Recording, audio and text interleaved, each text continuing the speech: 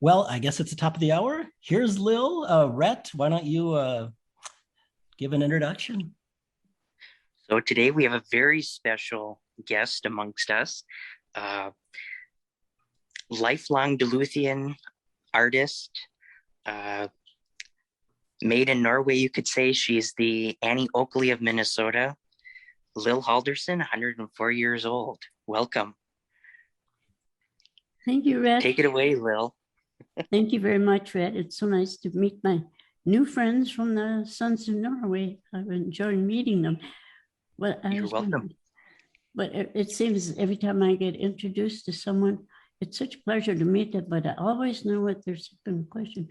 I'm usually introduced as Lily Haldorsen, she's 104 years old, and I know what the next question is going to be. So, how does it feel to be 104? You know, and I usually say, fine, but today I'm going to bother you and tell you what it really feels like. I'm looking out at a snowy window and I'm going to start my little conversation. May 22nd, 1923. Can you get your minds back with it? I was 5 years old and my parents had decided that we were going to leave Norway and go to America, see if things are as interesting as all our friends and relatives write and tell us about. And the boat is very interesting. We're just standing on the deck of the Norwegian ocean liner, the Stavanger Fjord, and the deck is filled with people. I've never seen so many people. We come from a little bitty village, and this is a big town, and there are ships all around us in Oslo Fjord, and this is the biggest one, and it goes back and forth between New York and Oslo. And my parents, I think I better introduce my parents because I'm going to be with them here all the way through this trip. And that's my mother is my mother and father. My father is taking care of my oldest brother, who is 8 years old. My mother has the little one that's 4 years old in hand. I have an older sister who is 10, who's a big help to all of us. And my father is a fountain of information, and we're so glad he's been sailing all his life. So anything there is about the fifth sea, I'm sure he can straighten us out and tell us it is what it is. My mother's a Norwegian writer, and she was born in Bastad, Norway. But when her mother died, when she was 6 years old, she was sent to Lofoten to live with relatives. And she grew up in the Lofoten Islands, and she just loved the Lofoten Islands. Sounds very cold to me. But when she graduated from school, she went back to the little town where she had lived before and met my father there, and they were married. And he built a house in a little village right on the shore of the Trondheimsfjord, because his work was shipping cargo back and forth from the bigger town of Trondheim up and down the smaller fjords and along the shores of Norway and the Atlantic. He was gone very much, so we didn't see too much of him, but it was just the biggest fun when he would come home. There was always something hidden in his pockets that come with strange food that we couldn't get a hold of. We thought one time he bought us, oh no, I don't even know, dates and figs. And I was trying to explain where they came from, and we never did get that straight, but we never did get dates and figs. So the only fruit we seemed to have in Norway was apples. But now I better get back on the ship. It's beginning to move, and all the people are waving to their friends on shore, and the people on shore are waving back at all of us. And we're beginning to move slowly away from the shore. And the boat is beginning to move a little more now. It goes back and forth. we're kind of used to it because we've been on my father's boat before, so we know that boats don't just stand still. And people are beginning to quiet down because I think they're beginning to feel lonesome, leaving their native land, not lonesome, but having a lot of thoughts about it. And most of the people on the ship are Norwegians, so my family is someone they can speak with. So that makes it a little easier. The boat is very big. I should maybe like to hear it. It's 550 feet long, 64 feet wide, 2 large chimneys, and 2 large masts, and it has four decks. There's A deck, B deck, C deck, and D deck.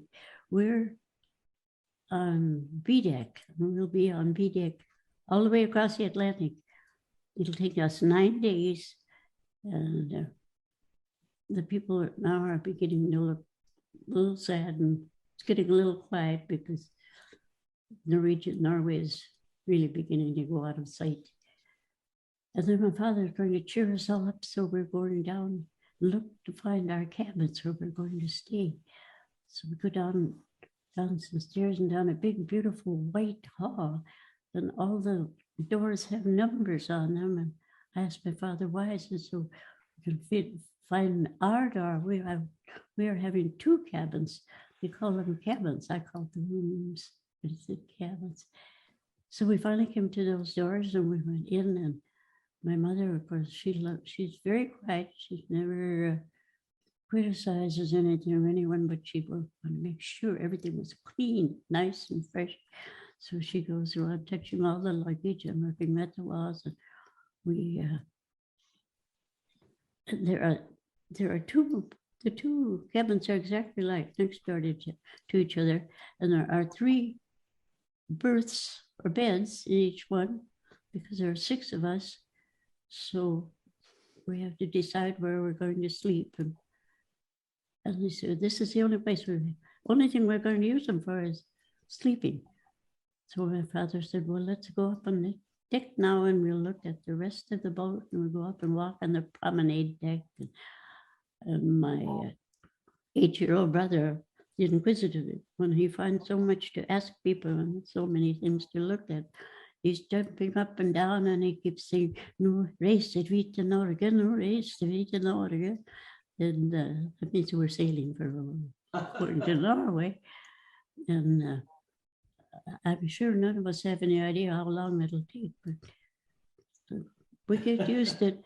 And suddenly when we're looking around, we find that there's a large room, it's a reading room in the library, people can enter. There's a music room for people who are interested in music. And there's a smoking room for the men. I'm not quite sure what they do in there, but the men like to go there and get away from us once in a while, us women. Little women and big women both, I guess. But my father always has Bjarni in hand with him. He takes the 8-year-old boy with him. I hang on to my sister, and my mother hangs on to the 4-year-old. So everybody's under control. And pretty soon, just as we're walking along, the big bells start to ring on the boat. We all get so frightened. But it's time to eat. My father said he forgot to tell us that the bells would ring for 3 meals a day, breakfast, dinner, and supper. Oh, that sounded exciting. So we knew that we weren't going to starve to death on the boat. And we were just getting out. We're so far from shore that you don't see very much of the shore anymore. And we're surrounded by water. It seems strange to be in this great big boat all alone out in the middle of nothing but water. And we and my parents are talking to the others. People get acquainted very quickly on boats, and they have to tell where they're coming from, where they're going to. There were a few people that were going to Minnesota, but we don't know where. We hadn't gotten to know them yet. And my sister met a young lady named Frida who was sailing alone. And so she was talking to her. She thought she might be lonesome. She didn't have family. So she'd come and sit with us and be with us, come and eat with us when we were going to eat. And she was very happy. And then she said she was going to a place called Duluth, Minnesota. And of course, right away that went over real big. We were so happy to find one person that was going to Duluth. Then it wasn't long before we met two other families that were going to Duluth. So we did go to our first luncheon there. And we got to the big dining room and everybody was just thrilled. There were great big long tables covered with white tablecloths and dishes with food. And there were waiters in their white coats helping everybody find seats. And when we were all seated, they waited on us, they helped us. And my father said, just think we're having ham and potatoes, carrots for breakfast, for lunch is my favorite food. So we were very told about ham in Norway. The ham we had was shipped up from Denmark. I don't know why, but Denmark seemed to be the ham capital at that time. We were in the fish capital. But then after we had eaten, everybody left back to the cabin and rested and talked. And we got used to having our meals and meeting all the people. And pretty soon, my folks made quite a few friends. And we found the library. My sister would read to us. And I don't know how we could make the time go with nothing to look at but a big ocean. But it seemed to happen and the boat went along. One day we had extra bells ringing and they didn't know what that was, but my father said he had talked to some of the crew and said that Stavanger has a twin sister ship that leaves New York when we leave Oslo, and they go to each cross, and sometimes in the middle of the ocean, they're on the same route. You can faintly see them off in the distance. It's very unusual. They said, maybe we'll be lucky. And they said they thought they had spotted the ship way off in the distance. And of course, everybody got excited, wanted to see something besides waters. Then it wasn't long before they rang a bell and they said, yes, now look to the port side, and you'll see the ship way off in the distance. And they said, this ship is, the passengers on the ship are mostly men that are from men's choirs or choruses in the United States, and they're going to Oslo to sing in a big concert. And that sounded very interesting. I said, and if you listen very carefully, they promised they would sing the Norwegian anthem if they caught sight of our ship. Well, they were really about 3 blocks away from us. And some of the people said, oh, I hear music, I heard. But I really think they were imagining that. But we did get a look at the ship. They were too far away to see the people on the shore, but it was just a big thrill in the middle of nowhere to see something alive out on the ocean. Wow. So that was the middle of, the time seemed to go very fast. And soon we heard that when we were this was when we were at dinner, the waiters told us that this was going to be the last dinner we were going to have on the ship because we're coming into port. We're going to seeing the shores of the United States pretty soon. This was the 9th day. And it wasn't long before they blew whistles, and they said the United States is, or America is in sight now. And of course, my jumpy brother, the 8-year-old, was so excited. He was running around, pulling on everybody's boat, saying, "Nu är vi i Amerika, nu kommer vi till Amerika, snart är vi i Amerika." Och det är så stort, och det är so big. And as we got closer to the shore, you could see the big hills. Not that it's hilly there, but it looks like hills from the water. And many boats, big ones, little ones, all around us. And then they said we were entering New York Harbor. And to look on the other side of the ship, you would see the Statue of Liberty. When my parents had told us about the Statue of Liberty, people all seemed to know about it. So we were very excited about that. And there she was, standing trim and tall with her arm up in the air with light in her hand. And my father said, she's there to greet all the people that come to America. And so we thought that was very nice that everybody would be greeted. And the next thing we knew, we were on what they call Ellis Island. I'm not quite sure. We must have gone on ferries over there. We were there, and there were many doctors and many people lined up, and the doctors were looking at people's hands and eyes and ears and mouth. And we were on a row. There were rows and many doctors sitting there writing down things. They wanted to be sure everybody felt well when they were coming to America. If you were sick, they were going to take care of you there. And we passed through finally because we'd had all our shots taken care of before we left Norway.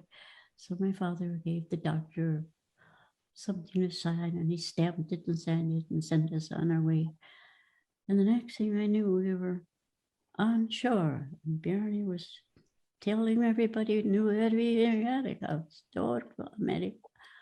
So that was, it was really strange. There were so many people, we're not used to many people. Large buildings and noise and smell like smoke. I imagine it was cool smoke. And next thing we knew, we were in a railroad yard and getting aboard a big black train. And we knew it was the right one because some of the people that had been on the ship with us were getting on the same train. My sister's friend, Frida, was also holding Sully's hand and coming aboard with us.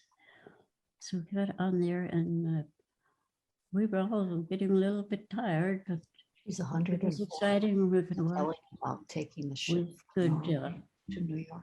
We watched through the windows and we would see farmhouses, but it's beginning to get a little bit dark. So pretty soon we were all dozing off. I think we were tired and a little bit hungry too. Where did she leave Fell from? asleep. And Oslo? then my father and two of the men went down, left us and went down to see if they could find some food in the train. And they came back with sandwiches, and I don't know what they had, and I don't know where they got the food, but we were very happy to find food. Food is always great. Yes. Let's take a short little pause here.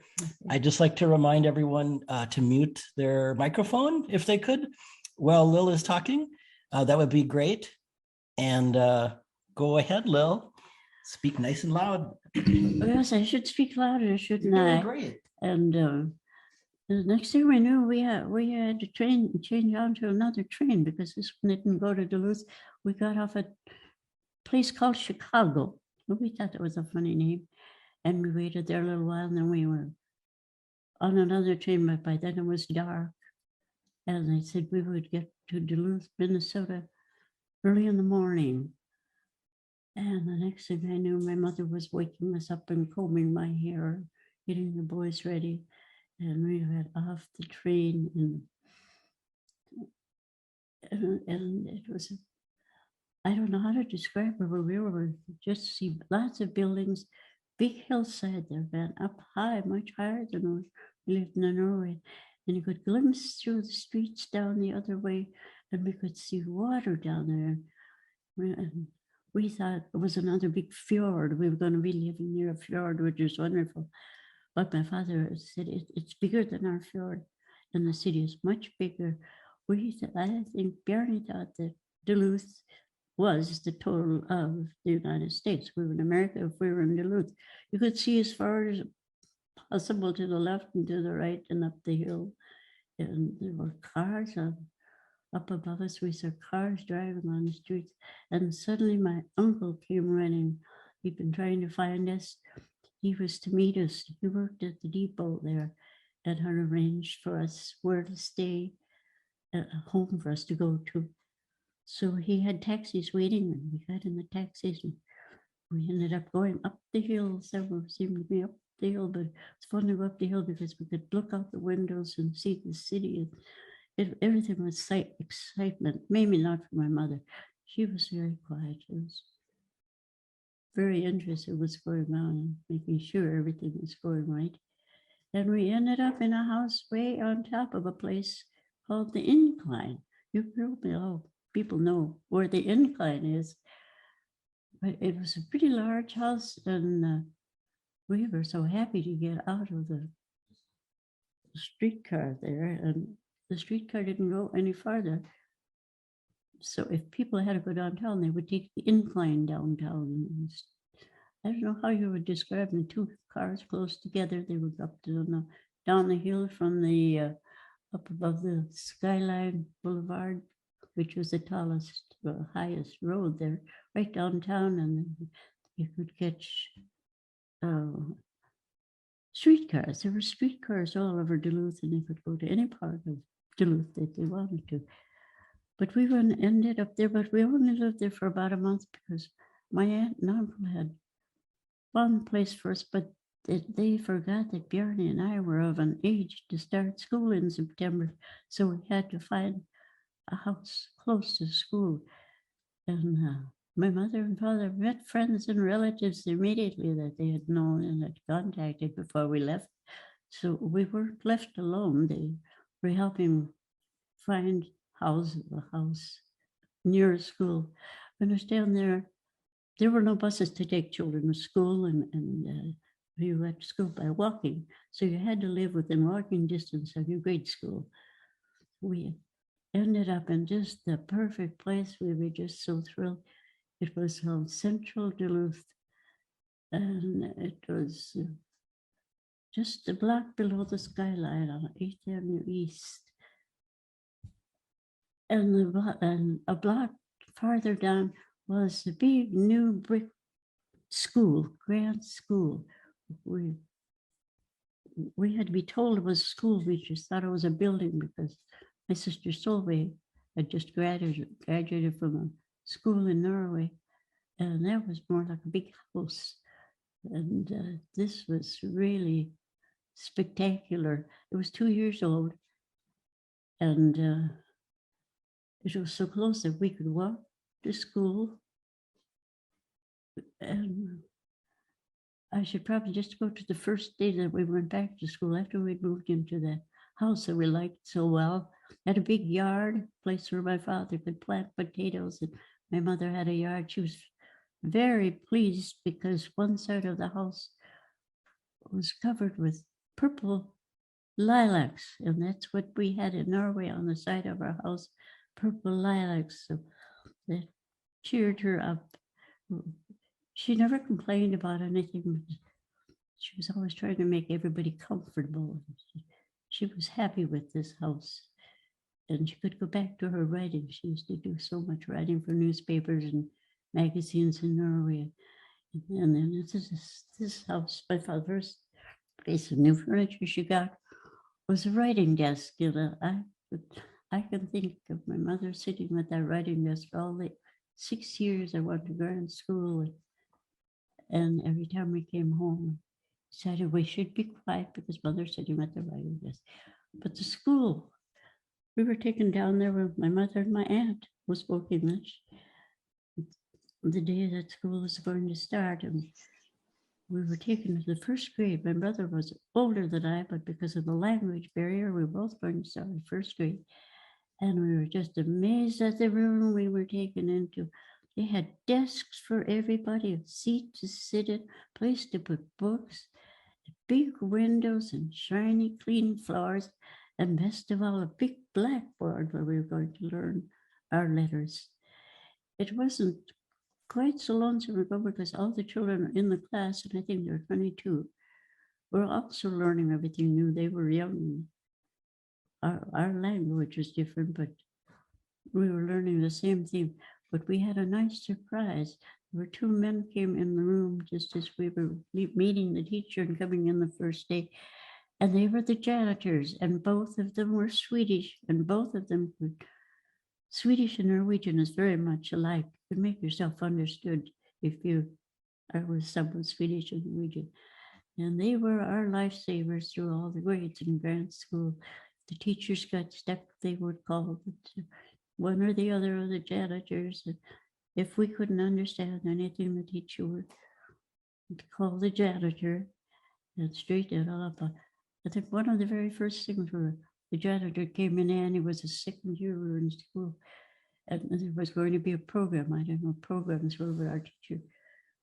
Our class, every class is going to do something, and our teacher, the girls were going to be little fairies and dance and sing a song. And the teacher had about a bolt of cheesecloth and was making us beautiful white dresses. I think it was a square with a hole in the middle, sort of. But we thought they were beautiful, and she helped us make wings. And we learned our music and our dance. And about a week later, it was time for the dance to our program. And we went to school all excited, and the teacher was beginning to get all the costumes out. And suddenly I burst into tears. I knew what had happened. It was just beginning to get colder out. My mother had put a little gray underslip on me instead of the regular white that we all wore. She thought I'd be warmer. And I thought, they'll see my gray slip through my costume. So that I was crying when the teacher went and got one of the janitors, Mr. Hope, and they laughed and talked and explained to each other, and they explained to me. And she said, he will take you home. You and the janitor will run real fast to your house, and your mother can put your other slip on there. And this little old man ran up the hill to our house. I scared my mother to death when we came. And then he explained to her what their cause was. And she found my nice little white slip and put my clothes back on it. Took the janitor's hand in her, ran as fast as we could back down to school. I was so afraid we would be too late.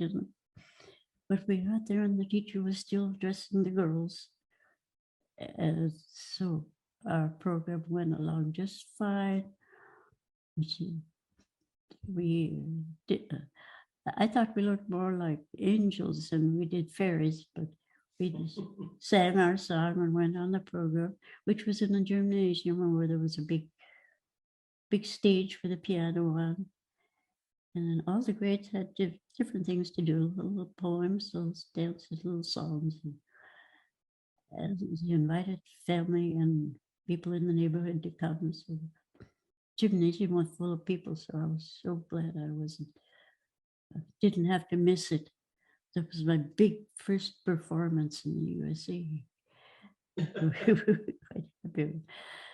But we really learned our SBCs at a hurry, and we went to grant school. We got to know the neighborhood very well. The people, very friendly neighbor, nice.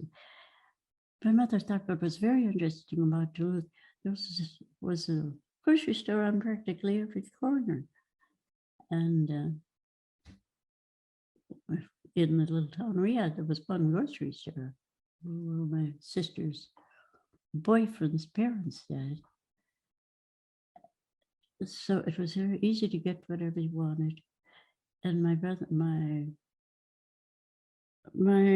uncle had found a job for my father, so he was working. My sister had also been very lucky. One of the friends that my mother had from Norway that lived in Duluth had worked at Duluth at the Northern Country Club. And she got her a job as a maid there. And the lady that worked in the kitchen spoke Norwegian. So she taught her all the ins and outs of becoming a waitress. So she loved it there. And many years later, she told me she waited on Herbert Hoover and his family, and also Calvin Coolidge and his family. It was a beautiful place. It was a Northern Country Club was part of that area. And whenever they had important guests in Duluth, they would be eating at the Northern Country Club. So everybody was settled down, and my mother was writing. I'm trying to put it in the right place. And it was about a year later, we had a visitor at the door, and it was my sister's boyfriend. He's come from the saved us money. They're from Norway. They were married. That was a big affair. Just a little marriage in the house. But neither one of thought they'd ever see each other again. And that was a very happy marriage. And they rented a little house just about a block from where we lived. So there was a lot of Norwegian conversation going on for a few weeks there. Nielsen Solvay was my sister and her husband, and my parents would be sitting talking Norwegian long into the night. We could hear them when we went upstairs to bed. It was just a very interesting place. Then I should tell you a little bit about the summer things we did.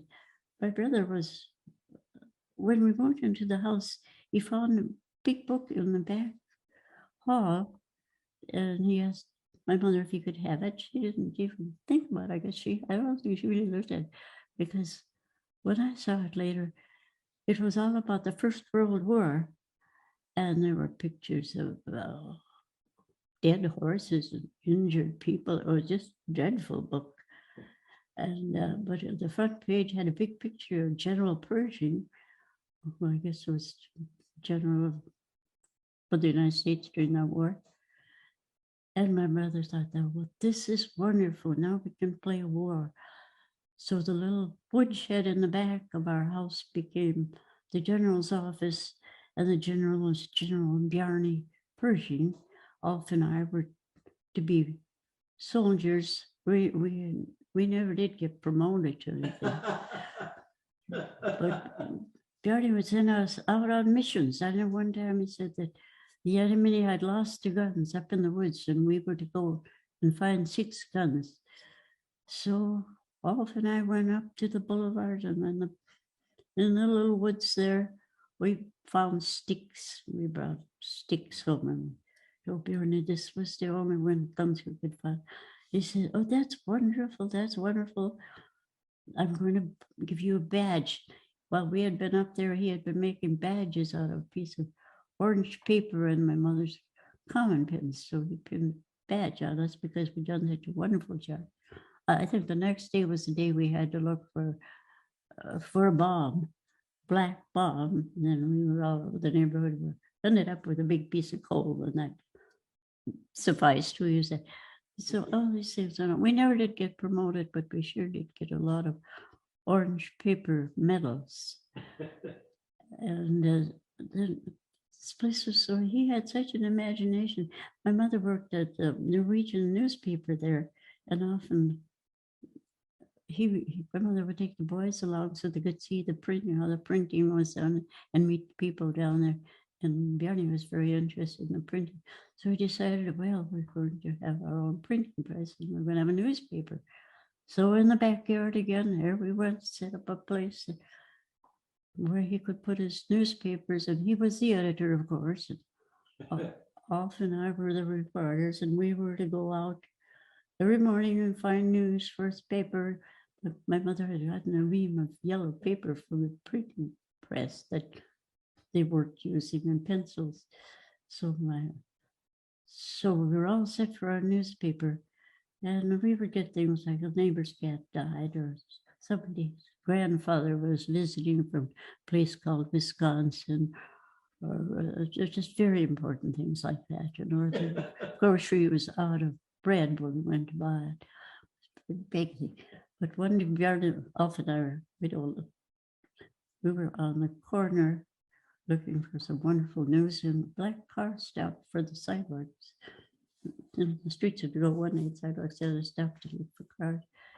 And there was 2 men in there, one driving, and one little fat man was sitting there looking out the window. He had his window down, and he said hello to us. We thought, oh, what a nice man. So we said hello, and he said, "I'm Mayor Snively.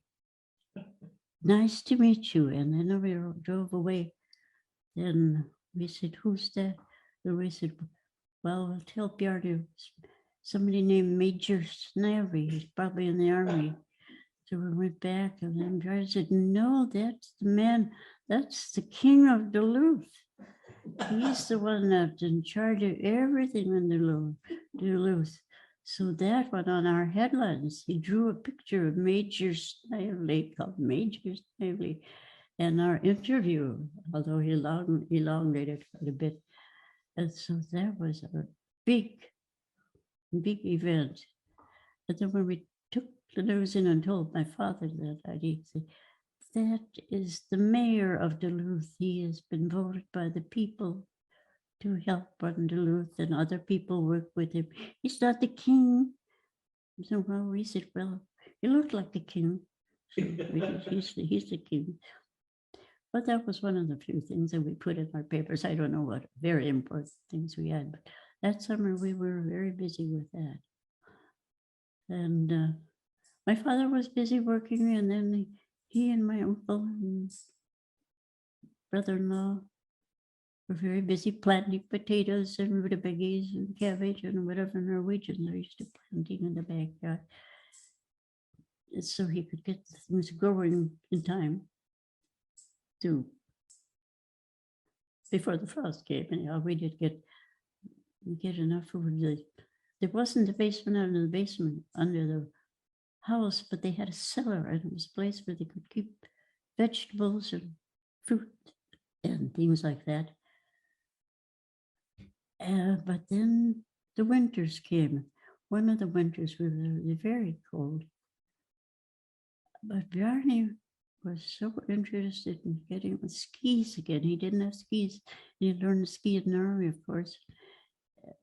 So my uncle bought him a pair of skis and took him up to Chester Park so he could find his way around. There were two ski scaffolds there, one small one for beginners and one very big one. And the people in Duluth were very interested in ski tournaments. It was the winter sport. There was always a ski tournament on and off, and many of them skiers came from out of town. And Bjarne kept skiing, and he finally learned such a good skier, he could get off the big skis. And then he got skis from the man who lived across the street from us. They were Norwegian people. Was a man and his older son. He was older than us, but very busy people. They were the only two people in the whole neighborhood that had cars. Because I understood they were painters, and they worked for somebody named Mr. Wonderful, and he did all the buildings downtown where there were offices and many houses. And so they had steady work during the Depression and all the time. And they each had a car. Imagine 2 cars in one family. That was like the king of Norway, I guess. We thought it was wonderful. And they had to be very friendly, and they would come for dinner. Sometimes my mother and I would go over and cook for them, because they weren't the best cooks. I don't know what they ate. But we got real friendly, and that was about the time I was in my teens, and we were all looking for jobs. And I was working a little bit in the corner store. But at that time, Bjarne and I were going to junior high school. And I was very proud of myself because my aunt had actually cut my long braids off so that when I looked in the mirror now, I didn't have 2 long braids. I had curly, short hair, and I looked like an American. That made me very happy. That's what happened. One of the saddest things, didn't look like an American. Oh, this is long hair. This is the long hair she cut off. This is costume my mother made. This is the front yard of the house we lived in. And those are some of the bushes around the house. And my mother could sew anything. She sewed costumes for herself and for me and for many of the ladies.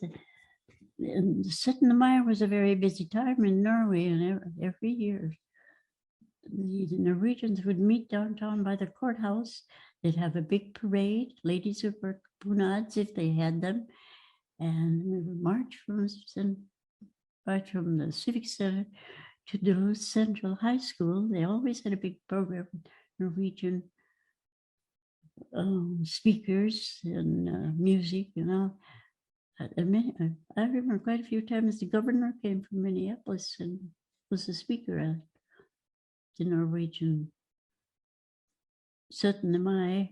That was our Independence Day. And sometimes he would have parades along Superior Street, just short ones. But that was a big, important day. But one thing we did do a lot with my mother's friends and families, picnics. That was the big thing. We got to know all the beautiful parks around Duluth. Our favorite one was at Lester Park. We took the streetcar out there. The streetcar fare was 5 cents per person, whether we were young or old.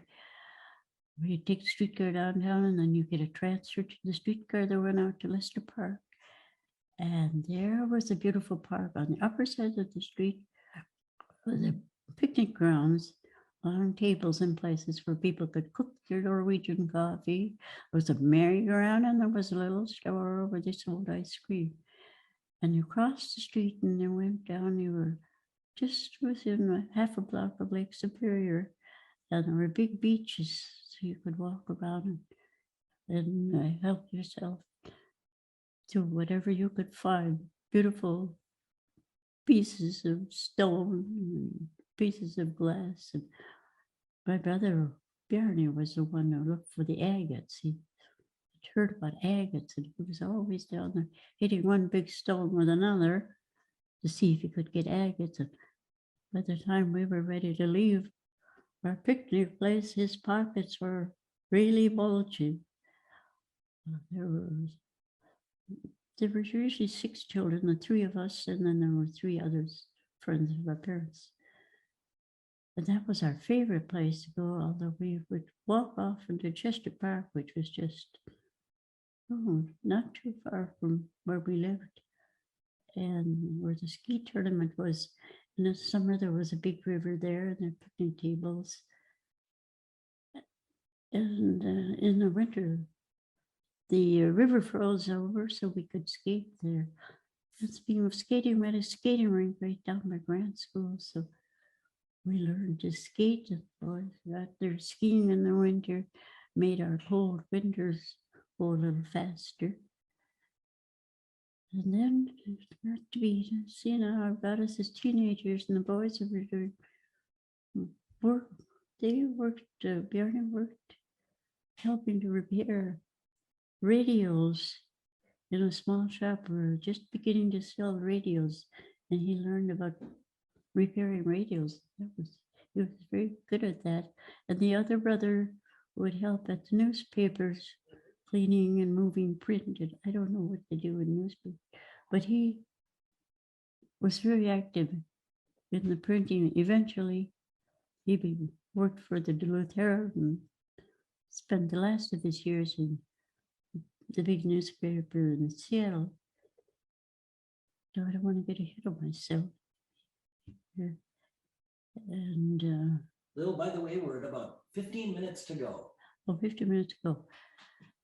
So then we went through our Washington school. I just loved it there because I could learn to cook and learn to sew, and they had music and so many extra things that we hadn't had in the grade schools.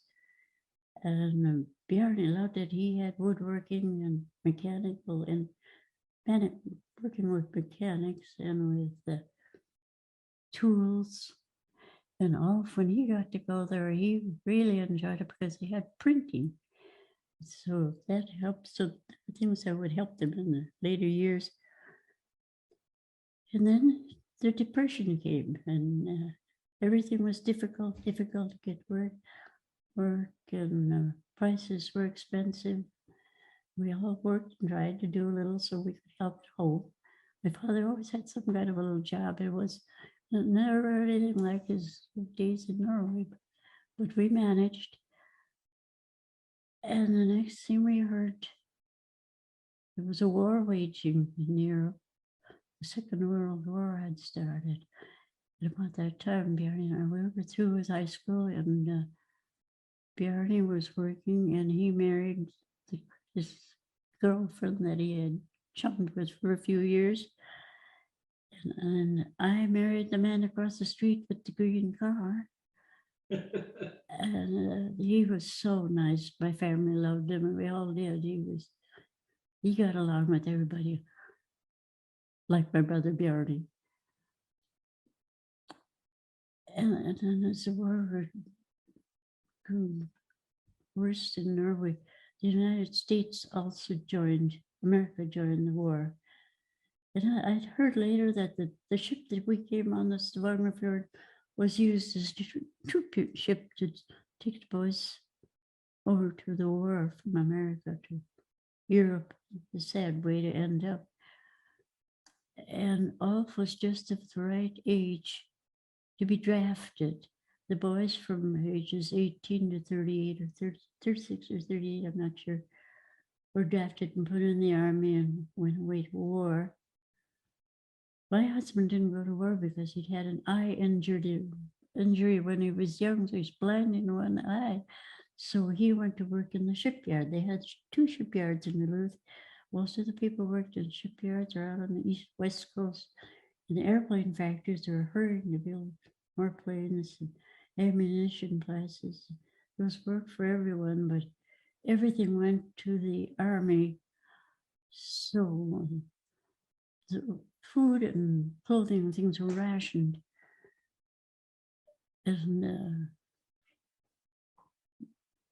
so everything had to go with the world. Rubber tires, there were many things you couldn't get anymore. And then I was married, and Bjarne was married. Ulf was overseas, and Bjarne was about to be drafted, and he ended up with tuberculosis and was sent in a no-payment sanitarium. And his little baby and his wife went back to live with her mother. He was in there for 3 years, very sick. And Ulf ended up with the Norwegian troops, the 99th Infantry, Battalion Infantry, and they were to fight in Norway. But when they first went over there, it was during the Battle of the Bulge that he spent most of his time fighting in Germany and France. But towards the end of the war, he did get to go to Norway on leave.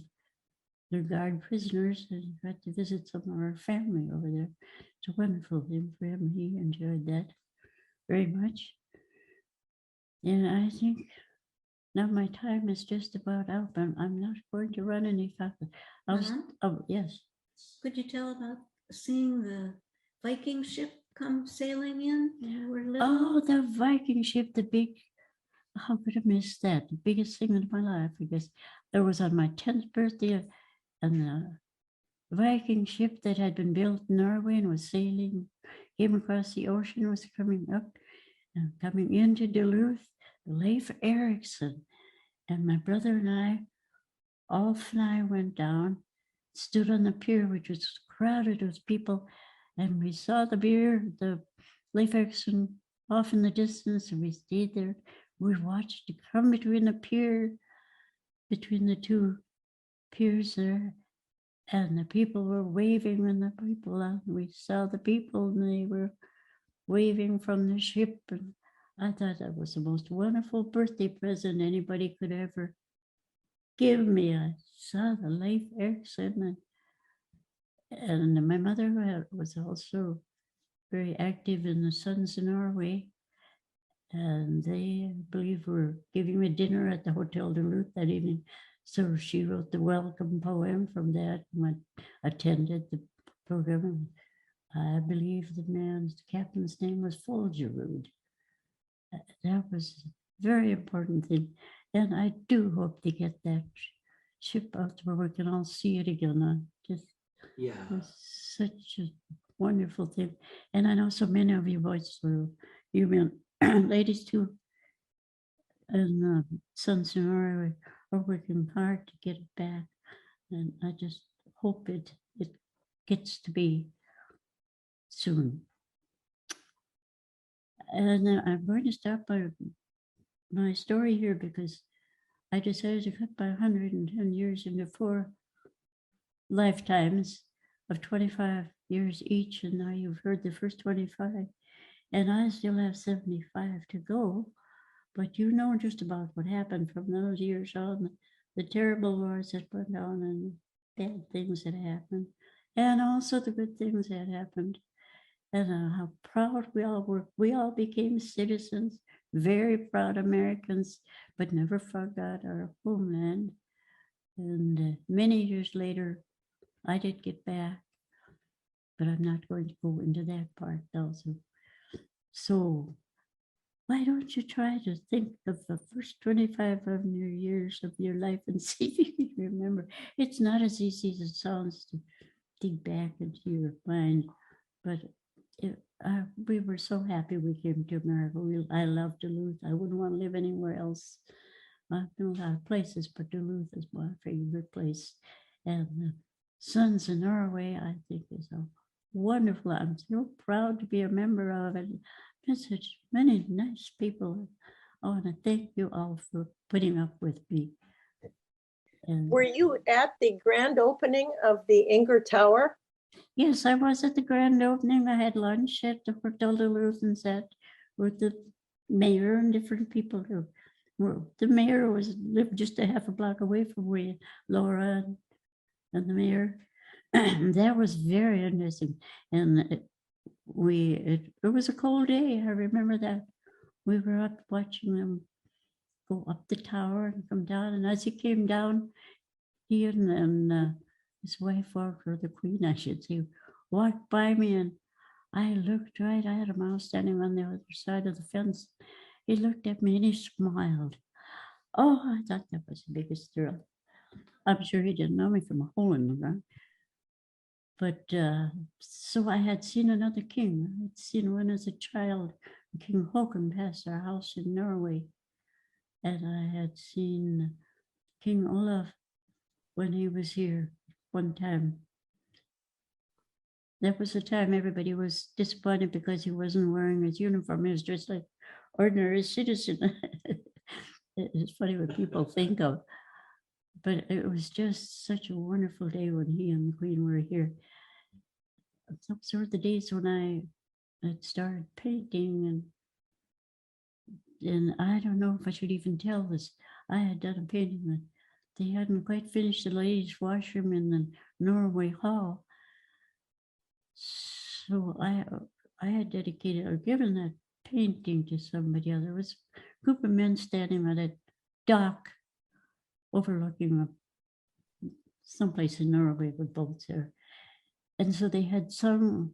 So the lady I gave it to hung it in the entryway to the men's washroom.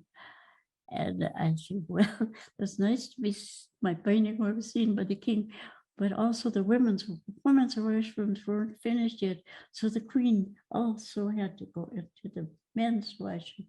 So that was a wonderful way to end my program, is that to tell you how proud I was to have a picture hanging in the washroom of Norway Hall, and the King and Queen saw it. Thank you. Goodbye. I hope I see you soon. Thanks, Lil. Yay! Thank you so much, Lil. That was wonderful. Woo-hoo. Thank you. Yes, thank you. Do you have some time for some Q&A questions? Yes, if I can answer them, I'll try. Let me think here. I probably missed an awful lot of things I meant to say, but you know, I'm not a speaker. On top of Lil, that, we need to have you back 3 more times and get the rest. well, The rest of the story. I was afraid I wasn't speaking loud enough so you wouldn't hear me. But I hope it went all right. What was your maiden name? My maiden name, Buan, B-U-A-N. My mother's name was Bertha Buan. She used to write for a lot of magazines and papers, newspapers in this country too also. And she was very active in the Daughters of Norway. You should mention the book about your mother. Yes, my daughter wrote a story of my mother's life and my life. It's called The Poet's Daughter. It's still on sale. And here I have one. There, I'm so glad you have it. There it is. And there you will hear lots of things about my mother and my grandparents in my life. Yeah, it's by Connie Ellis. Yes. E-L-L-I-S. And it was very nice. I got it as a gift at the birthday party she had for me when I was 100 years old. It came into print in time. So what a present for me to get. You've had some pretty good presents, Lil, over the years. She's a wonderful writer and she's a wonderful painter. There's nothing she can't do. And her husband is a wonderful pianist, and they certainly are wonderful caretakers for me. That sounds pretty good. And you didn't have time to get into any of the wonderful things about you as an artist and a craftswoman and a quilter. I mean, there's so much about you still to come. Yes, I stopped this. I figure I divided my life in 4 sections: 25 years, then to 50, then to 75, then to 100. But I thought I just did the one up to 25, so I still had 75 years left. I don't know if it wasn't most. Maybe we'll have you back. I don't know. Yeah. That's why then I'll be a better speaker and not have a sore throat. So I hope I be glad to do anything I can for the Sons of Norway. Hey, When you were a young girl in 1939, were you able to attend the dedication of the tower, Inger Tower, when Crown Prince Olaf and Princess Martha were here in Duluth? What was the year? 1939. I remember it very well because I had a baby in 1939 and I was wheeling him up 6th Avenue East in a little black buggy. And I had bought a new hat for him because it was windy. And the only hat they had in the store was a little girl's bonnet. I put it on and I'm wheeling up the hill, and there comes the whole group, the king and the whole procession coming down 6th Avenue East. And I'm coming up the sidewalk with my black buggy with my little boy in it. And I told my husband what had happened. And he said, "And you let them see him in that girl's hat."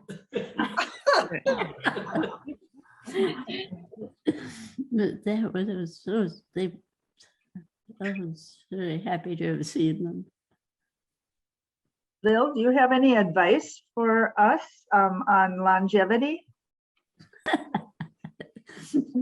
No, I really don't. It just happens. But keep moving and don't eat too much.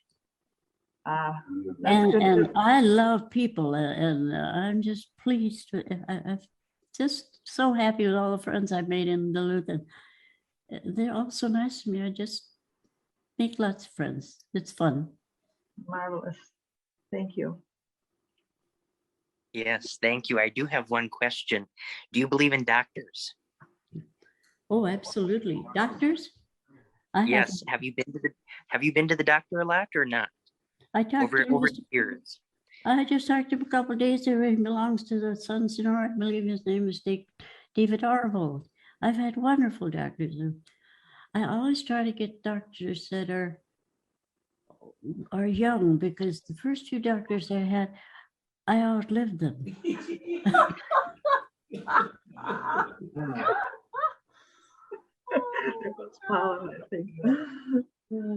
I also go to your doctor, Lil. He is wonderful. Oh, isn't he though? Oh, and Yeah. if you see the wood carving he does in his house, he has many hidden talents. Oh, I didn't know that. Oh, excellent. That's funny. Yes, I hear from him often. He hears from me and I hear from him. He's almost family. He's such a nice man. And he's so happy to have his son as working in St. Luke's too now, Dr. Arvold. Yes. Very good Yes. doctor. That's true. He's very proud of him, as he should be. Yes, he is. I have a son that's a doctor too, but he's in New Jersey. Oh, how many children do you have, Lil? I have three. I have Konnie, the famous writer and artist here, and my youngest son passed away just about 4 years ago, I think it is. But I had a nice family, a nice husband. Everybody was happy to have my family living in the same neighborhood as I did. And I've just been very lucky. Thanks to the good Norwegian food I've been eating and the Norwegian friends, and also the friends who weren't Norwegians who pulled me through all those strange things I had to figure out when living in America. Thank you, Lil. Are there any more questions? Hi, Allison. Okay, I think we'll say goodbye now. Thanks, Lil. I know, Mangatak. Thank you. Thank you so much. Mangatak. Mangatak.